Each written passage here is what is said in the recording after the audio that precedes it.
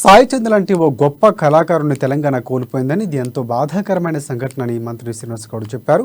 సాయి చంద్ భార్యకు corporation chairperson పదవి ఇచ్చి ఆ కుటుంబానికి సీఎం కేసీఆర్ అండగా నిలిచారని అన్నారు.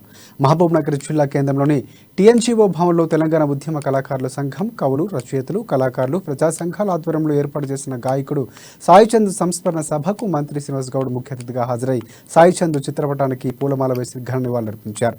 దివంగత సాయి చంద్ ఆత్మకు శాంతి చేకూరాలని 2 నిమిషాల పాటు మౌనం పాటించారు.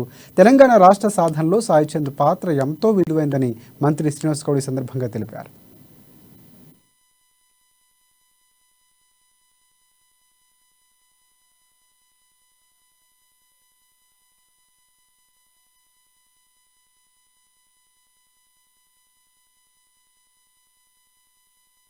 సాయి చంద్ వర్ధంతి సభ హైదరాబాద్లో పెద్ద ఎత్తున నిర్వహించి వారికి ఘనమైనటువంటి నివాళులు అర్పించి సాయి చంద్ కుటుంబానికి పూర్తి భరోసా ఈ ప్రభుత్వం అని చెప్పి ముఖ్యమంత్రి గారు నేనున్న ఈ ప్రభుత్వంలో మీకు అన్ని రకాల సహాయ సహకారాలు ఉంటాయి.